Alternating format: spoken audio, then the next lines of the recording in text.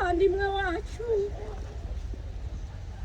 tumuherekeje gahunda zose zigengwe nawe uri Imana ikomeye uri Imana itagihinduka uri Imana ititiranya amazina uzi buri wese mu ruhande rwe n'imisatsi n'umusatsi uri ku mutwe wacu uzi umubare wawe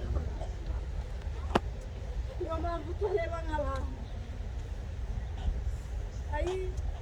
turi imbere yawe umwanya nk'uyu umwanya benshi bacitse intege umwanya benshi bihebye ariko uri Imana igikomeza uri Imana igidusura ukatwegera ukatubwira ngo muhumure bana banjye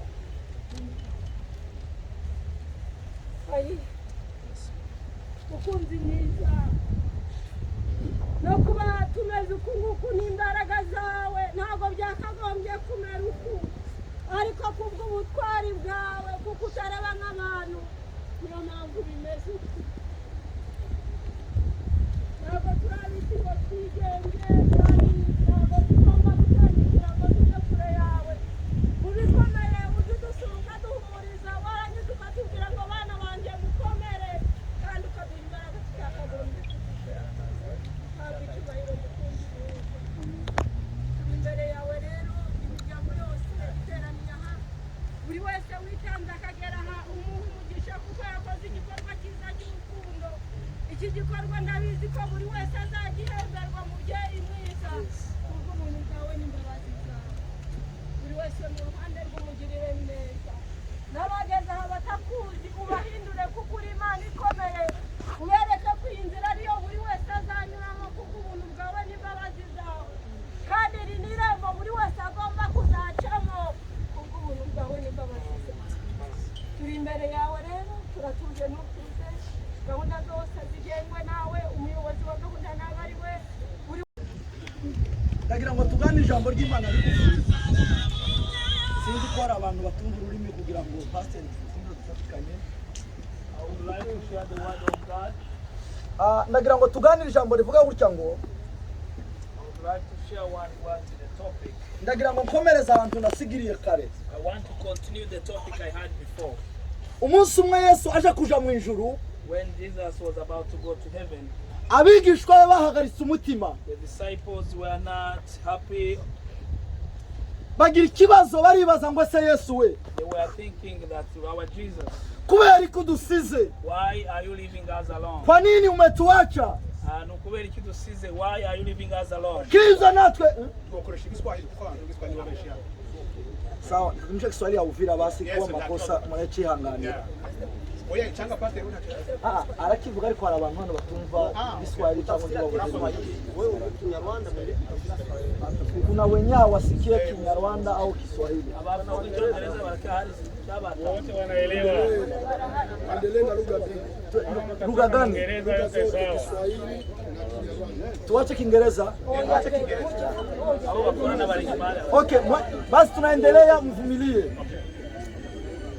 narivuze ngo mutwihanganire tugenda dumixinga indimi Taenda kuchanga mutusamee kubera yuko murabizi ko dukoresha imvugo nyinshi hariya mu biyaga bigari you know we have a lot of languages in East Africa so narimo mbabwira ijambo rivuga ngo nilikuwa nasema neno hivi abigishwa bagira ikibazo pale wanasema abigishwa n'abati wanafunzi Kiingereza papa batangira kubaza ngo se Yesu we they wanted to ask Jesus kwa nini umetuacha why are you leaving us alone bagira ikibazo mu mitima yao they had a problem in their heart bahagarika imitima yao they were not happy or safe kubera iki ibintu bikoze why are you doing this kubera iki udusize why are you leaving us kimwe natwe turimo twibaza muri zino saha and the same thing we are asking ourselves twoza ngo se kubera iki Izabayo yagiye why is why you left us kubera iki asize bano bana why he left the children kubera iki asize umugabo why she left the kubera husband iki asize ababyeyi why she left the parents Yesu mwaze gusubiza abigishwa be when Jesus was about to reply the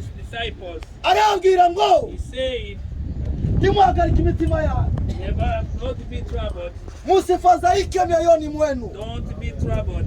Musifadhaike mioyoni mwenu. Don't be troubled. Arabwira ngo He said, naenda kuandalia makao. I'm going to prepare the place. Ngiye kubategurira ibyicaro. I'm going to prepare a Aho place nzaba where we live. niho namwe muzaba. This is where we live. Mimi tu ninawaandalia. I'm going to prepare. Mimi tu ninawatangulia. I'm going to to go first of you.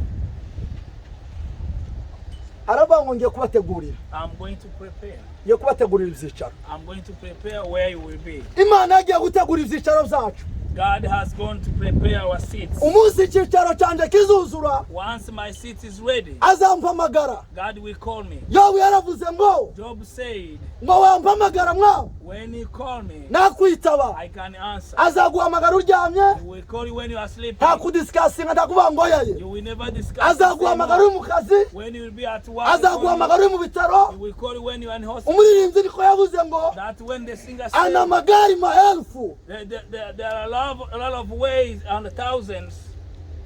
Ninajua una magari maelfu. I know you have. Ariko aravuga ngo nichagulie lile linalonifaa. I know you will choose one. Reka nongere kandi mubabwire bene Let me data. tell you this, my brother. Iri niryo ryari gari rya Izabayo. That is the only way for Izabayo. Iri niryo ryari gari rya mwene That is data. only for the way for. Hakuna ingine sababu. There is no another option. Nta yindi mpamvu. There is no another reason. Hari igihe abantu bavuga impamvu. People they say reasons. Hari igihe abantu bashakisha impamvu. People they choose for reasons. Ariko iri niryo gari rya Izabayo. But this is the way God choose for Izabayo. Umunsi inzu yawe izuzura, When your house will be ready, Imana izaguhamagara. God will call you. Uzaba uri muzima, When you are alive, naguhamagara uri muri wedding uzagenda. when Jesus will call, when you're in a wedding, you will go. Imana ntizajyane ngo wasohoye save the date. God will never say that you have a safe date. Izagutwara uri ufite save the date. He will take you when even you have a safe date. Nabonye abayatwaye bamaze gukora ubukwe bagiye muri honeymoon. I have seen people God took when they finished their honeymoon. Singanaswa umumama wari kubyara. Except the mother who was delivered. Kama Mungu anaweza kumuita ambaye mtu alikuwa anaenda kwenye honeymoon. If God can call somebody who's going for honeymoon, Muratekereza iki ku muntu uri mu bitaro? what about for somebody who's in a hospital? Torero bene data muhumurike. Church, I comfort you. Hari ibyicaro agiye kudutegurira. God has gone to prepare something. Ibyicaro bitari ibyo muri Amerika. Those who are not in America, Ibyicaro bitari ibyo muryango. not like in our families, Ariko nabwiye ngo ni ibyicaro but I know that is a special. bizabamwe abantu batiyanduje. Those are the people who are holy, Bizabamwe abantu bateguye ubuzima bwabo. who have been prepared, Bizabamwe abantu bameshe imyenda who yabo. have been gone through the blood of Jesus. Abantu biteguriye kuza kwa Kristo. Those are ready for Jesus. Reka dusome mu gitabo cy'Abakorinto. Let's read 1 Corinthians Igice cya 15 15, ku murongo wa 43. 43. Igitabo cy'Abakorinto 1 Corinthians igice cya 15 15, ku murongo wa 43. 43. Aha ni Abakorinto bari bafite ikibazo. Because they had an issue they wanted to ask. Bari bafite ibibazo. They wanted to ask something. Ese bapfuye bazabajahe? They asked Ese bapfuye bigenda gute? where they are gone. Yesu arabwira ngo Paulo arabandikira ngo 1 Corinthians 15:43. Aravuga ngo uyu mubiri ubibwa ufite igisuzuguriro. Ubibwa ufite igisuzuguriro ukazazurwa ufite ubwiza. Ubibwa utagira intege ukazazurwa ufite imbaraga. Komeza gutyo. Uyu mubiri wa Izabayo Our body, the body for Izabayo, ubibwa ufite igisuzuguriro. they just, you can bury it like the poor body. Ubibirwa ari umubiri ufite intege nke. It is a weak body. Ariko ijambo ry'Imana yatubwira ngo But the Bible said, uzazuka ari umubiri w'imbaraga. It will be new body. Uzazuka ari umubiri ufite ubwiza. It will be beautiful body. Umubiri wose wapfuye wizeye. Because it has been a natural. Umubiri wose wapfuye usuzuguwe. Because it was just. Uzazurwa ari umubiri wambaye ubundi bwiza. It will be the new body. Uzazurwa ari umubiri ufite imbaraga. It will be a spiritual body. Uzazurwa ari umubiri ufite icyubahiro. It will be a powerful body. Aravuga ngo ubirwa ari umubiri ukavukire. It is a soul, a natural body. Ukazazurwa ari umubiri w'umwuka. It is raised a spiritual body. Tugiye gushira uno mubiri mu gitaka. We are going to put this body. Kuko wavuye mu gitaka. Because it came from the ground. Niko Yobu yavuze ngo. That's what the Job said. Bwana ametoa. Because God gave us. Na tena pia Bwana amefanya nini? That's take away. Aravuga ngo izina ry'Uwiteka rigire gute. Praise God for that. Ahanga nta majadiliyano. We are not to have any conversation with God. Anytime ishaka ihamagara umuntu. Anytime God can call you. Uyu ni umubiri ugiye mu gitaka. That is the body going to the ground. Wavuye mu gitaka. Came from the ground. Usubiye mu gitaka. Going back to the ground. Ariko Pawulo aravuga ngo. And Paul said. Aravuga ngo umubiri w'umwuka. That the spiritual body. Usubira mu bwami bw'Imana. Will be going to heaven. Kuko wavuye mu ijuru. Because it came from heaven. Aha dushize mu mubiri. This we are putting our body here. Ariko umwuka. But the spirit. Usubira ku Mana ariyo wavuye. Going back to heaven. Reka mbabwire bene data dusoje. Let me say to my brothers and sisters. Tegura ubuzima bwawe. Just prepare your life. Tegura ubuzima bwawe. Prepare your life. Tegura ubuzima bwawe. Prepare your life. Tegura ubuzima bwawe. Prepare your life. Muri imwe yaravuze ngo The singer said, ngo inshuti n'abavandimwe my brother and sister, bazaguherekeza they may accompany you, ariko numara ugire gute. but at the end, Mu kintu cyonyine gusa kizagukurikira niki? only thing will follow you. Imirimo ukorera mu isi yose yanditswe mu gitabo, yaba myiza cyangwa mibi niza guherekeza. Imirimo ukorera mu isi yanditswe mu gitabo, yaba myiza cyangwa mibi niza guherekeza. Ntabwo hano duherekeje umubiri wa Izabayo. We are just here to obey, to honor the life of Izabayo. Ariko ikintu gikomeye kimuherekeje, But the very important, ni imirimo yiwe imuherekeje. that is his spiritual force, our spiritual force. Ibaze muri uno munsi Think about it, imirimo yawe your fruits. nizaguherekeza. That's what will accompany you. Imana iri mu ijuru May God ibakomeze. comfort you. Imana iri mu ijuru May God ibihanganishe. be with you. Tuzabona umubyeyi wadusize. We will see our sisters Umunsi ngo tuzagera mu bwami bw'Imana. when we go to heaven. Ikintu cya mbere Imana izakora, What the first thing God will do, izereka bano bana mama wabo. will show those children. Iyo niyo moshwari. That is how God will comfort. We are not saying goodbye to Izabayo. Ntabwo turimo turavangwa turasezera. Ntabwo turimo tuvuga ngo kwaheri. Ntabwo turimo turamusezera se. Ko turavuga ngo see you later. Turimo turavuga ngo tuzamubona. Turi mu rugendo twebwe twese. Turimo turavuga ko turi mu rugendo. Ntabwo bano bana bamusezeye irya nyuma. This is not the last time. Nimba ushaka kuzabona Izabayo nawe, If you need to see Izabayo again, tayarisha maisha yako get ready. kugira ngo nawe uzamune mu bwami bw'Imana. That you will see her in your heaven. Reka nakira umuryango, We are going to welcome the family, umugabo we the husband. agira icyo avuga mu minota ingahe If he can say something in a few minutes mbere yuko dushingura. before we can Kare say namubwiye ngo avuga bye. arambwira ngo utabishoboye, ariko numvise nifuza ko tutagomba gushingura ntacyo avuze kudahuza. Would like to know if he can say something even before he say has not. Narangiza ndasaba sebukwe nawe ari kugica vuba. Let's wait and see if we can talk to us. Nihangana ndabizi ndabyoroshye. I know it's not easy for me. Ndamanza gushimira abantu bambaye iruhande, I thank everybody who have been with me, abavuye hirya no hino. people who came from different states. Imana ibahe imigisha. May God bless you. Icyo nakongeraho, What I have to say, uyu ni umugore wanjye. She's my wife. urabona abana asize. Those are the children she left with me. Icyo nakomeza kubasaba cyane kuva ku mbaraga zanyu n'amashengesho kuva ku bana no kuva kuri mwewe. I would like to request your prayers for my family and my children. Ni ukuvuga ngo kwansigiye abana nanjye nzahangana nabo ku buryo bakuze. And I will try to be a good father. I will try to take care of them. Ibindi murakoze murakarama n'abavuye hirya no hino Imana ibahigisha. Another thing, thank you very much. May God bless you, whoever came from different places.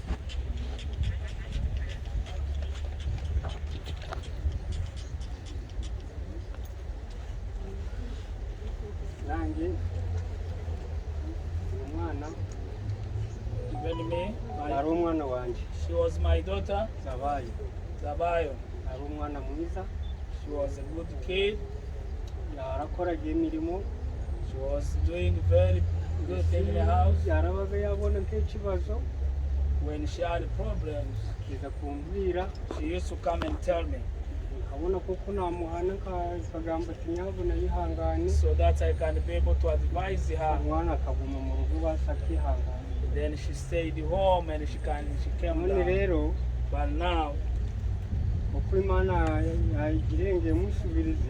if God chooses to take her, we have to be thankful to God in everything. Because God has chosen her now. We have to be thankful in any way. People who came to support us, they came from different locations. God bless you. We thank God because God did help you for you guys to be here. We have nothing we can give you.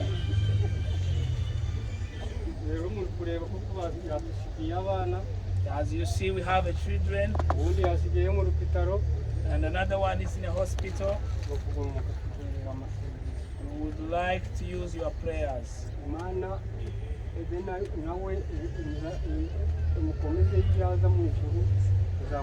May God give her eternal life.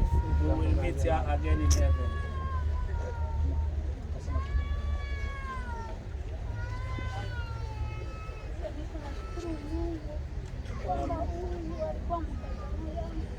I thank God because she's my daughter-in-law. She was very nice to me. I thank everybody who have been with us. God bless you.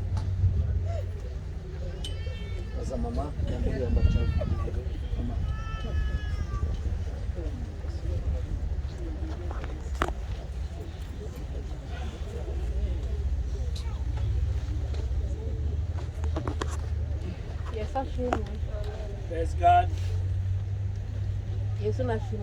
Amen. Praise God. I'm very thankful to God. She's my granddaughter. She's the firstborn of my son. We thank God that God has chosen her.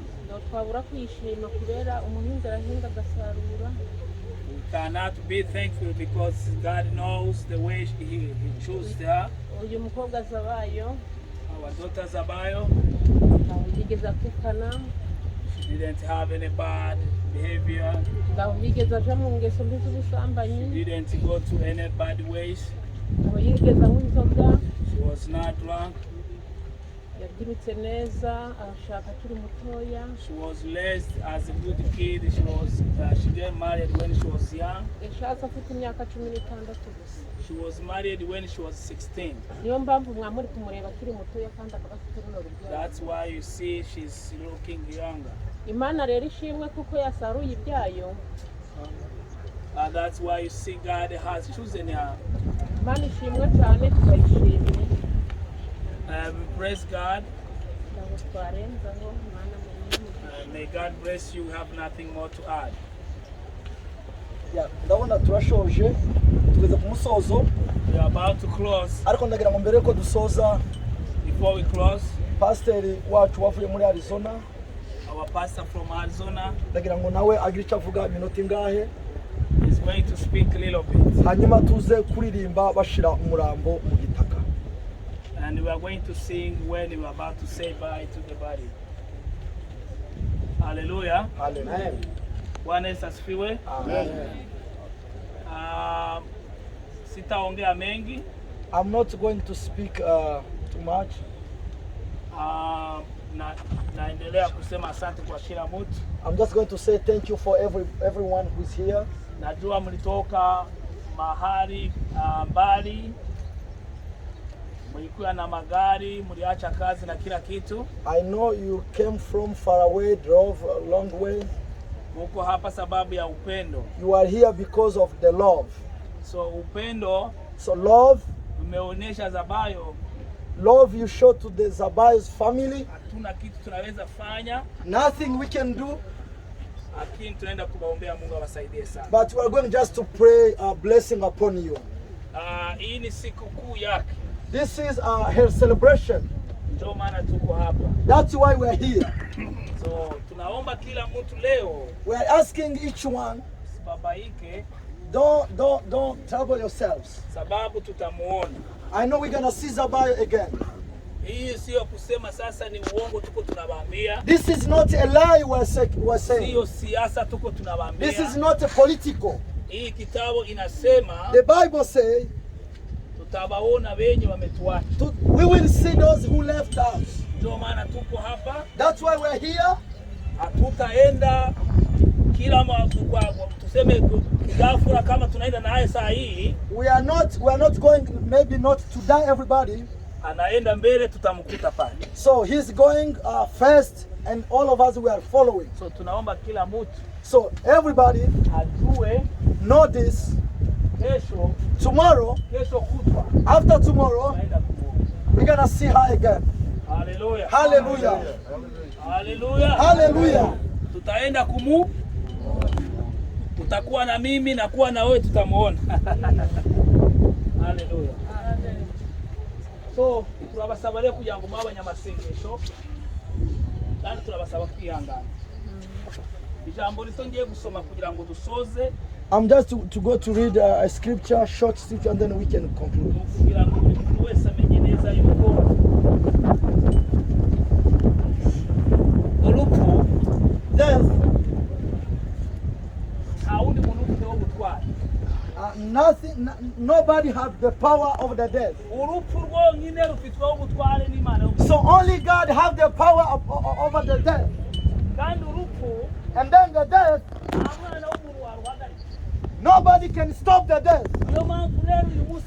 That's why today we are here.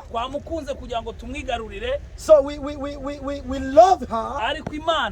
But God just love. He just took her. Pastors, we pray. There is so many spiritual people here. But today, God said, stop. I love her more than you do. That's why we're here. So we can say goodbye to the body. But we know the spirit to go back to heaven. Hallelujah. Hallelujah. So please be comfortable. Don't have any question. Any reason can take her. You may think many reasons. But what we know, everything comes from God. Hallelujah. Amen. So please be comfortable. We are going to put her in the grave. She came from the grave. By the Spirit, go back to heaven. Hallelujah. Hallelujah. That's why we believe that if the spirits go back to the God, we believe that we may go back. We're gonna go back also to the heaven. Hallelujah. Amen. Let's sing.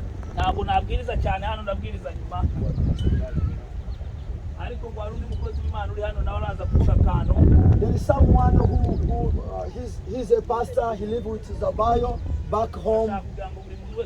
He wants to say something shortly. Hallelujah. Umupasiteri naze. Pastor, please. Ari pastor bavuze. Ari umupasiteri batubwiye. Sinzi nimba ari pastor cyangwa atari pastor. Kandi pastor. Sadik ninde? Okay, ninaweza kuona wasiwasi labda tafasiri wao haiko yeye lakini anajiaminia ni yeye. Okay, ninakuwa na tangazo kidogo kwa jamaa ya binti na jamaa ya kijana. Ninakuwa na envelope nyuma ya maziko yenye imetolewa na wapendwa ambao walitoka Chaka tu. Mbele ya kuachana, mtalitafuta niwape envelope hiyo. Itakuwa pamoja na Kubuya, itakuwa pamoja na Baba Jonathan, itakuwa pamoja na Kasaika, ni wa present ile bahasha. Mungu awabariki. Esa shimwe cyane. Yari yavuze ati nubwo mutanzi atari ngo umupasiteri. Rero turakwakiye mu izina rya Yesu Pastor. Witwa Pastor ni? Pastor Mbabonye mirimo. Nabuye muri Uganda. Wagiye muri state? Muri state ya Ohio.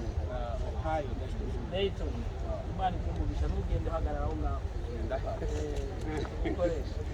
Hallelujah. Ndumva ari ibyo ngibyo kandi n'undi mupasiteri waba uhari igira imbere adufashe.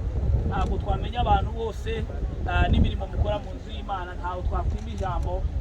Buri muntu wese wumva ko yadufasha kino gikorwa atube hafi. Icyo tuba tugaragara no kugira ngo dufashe abantu gukomera imitima kurusha kubahamwe, kuko ubu tubahamuye twese nta n'uwataha.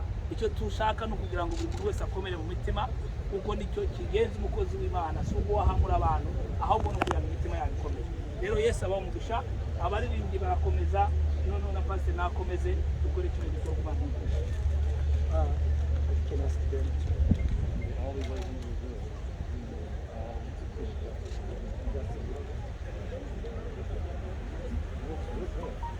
yarasabye ngo arabasabye muze mwihangane abantu mwigire yo buke gusa gatoya baze bamamiza mbona mwigire yo buke. Yes, naza kusaba maza kugaruka gatoya mpaka bigere ngo bamanure. Turasaba ryo kwigira inyuma abaririmbyi ku ruhande rwo mukomeze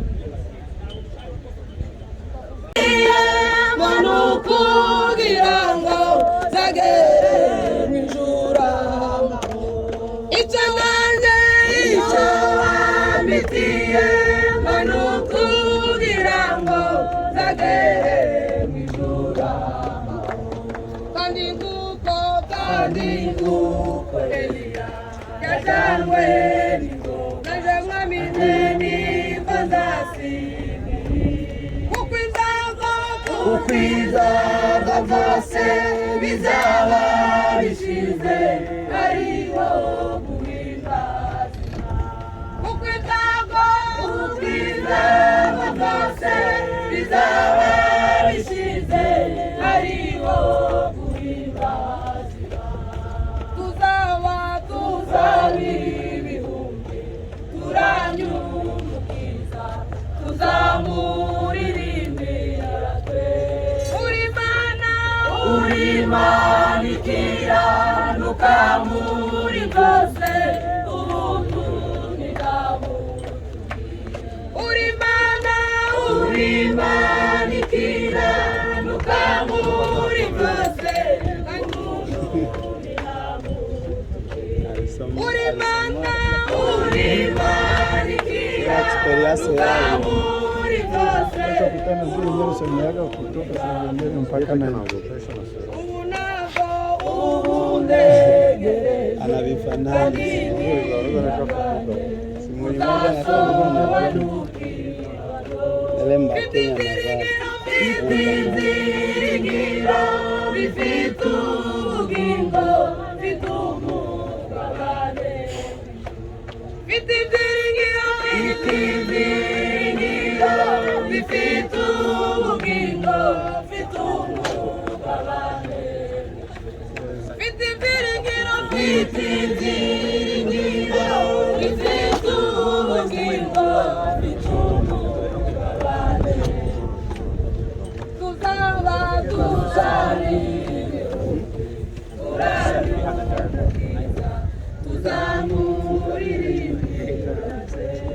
uri Imana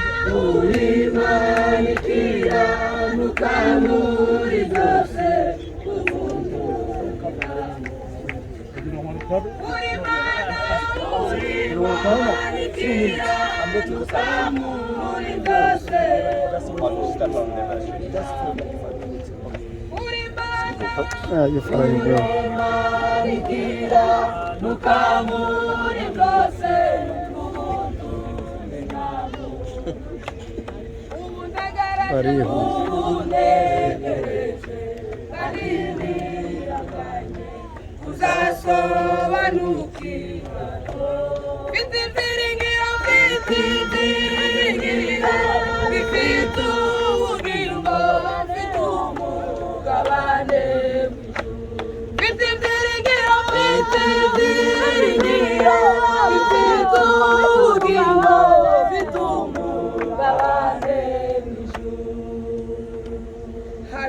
Hallelujah.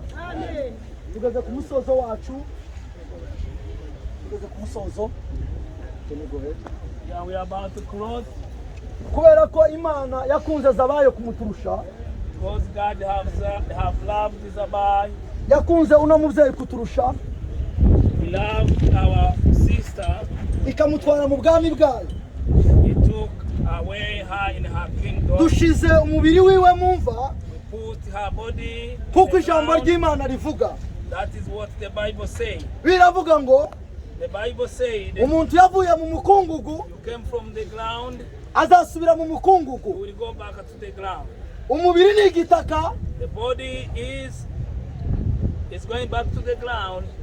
It's the dust. It's the dust. Umubiri ni igitaka. The body is the dust. Ugomba gusubira mu gitaka. It's going back.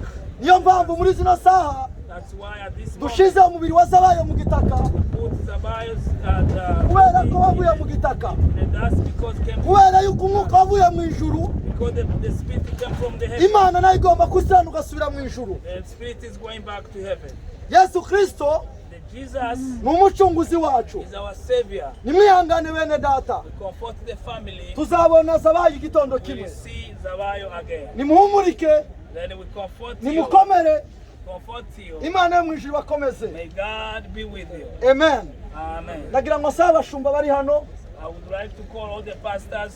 batwegera hano babahereza indabo bashiremo. They are going to give us to give you flowers. Nibarangiza ndaza gusaba umuryango nawe ushiremo indabo n'abazizanye I would like to uganaduye. call the family and everybody. Reka sabe abashumba bari hano badufatire bazorando kugira ngo bashiremo.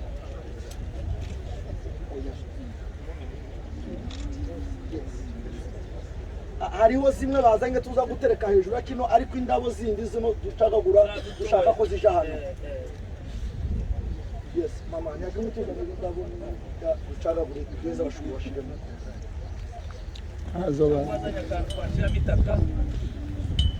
Okay, reka sabe abashumba mufate igitaka mushiremo za Yesu Kristo. Go ahead, kuza abashumba bari hano.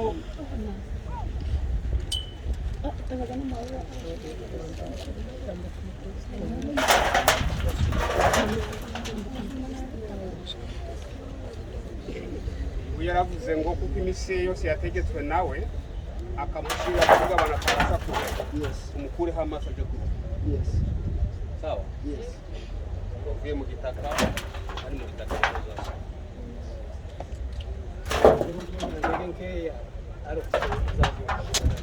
Amen.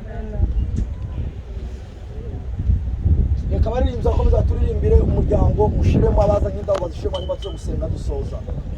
Aba Yesu bishimira izina rye ryiza, niba bari imibabaro niba bari imibabaro niba bari imibabaro umutima ukomera cyangwa siryo mwabiriro usongerera ubaza usongerera Ufite indabo wese nyuma y'umuryango ashiramo. Mutema wa mukoko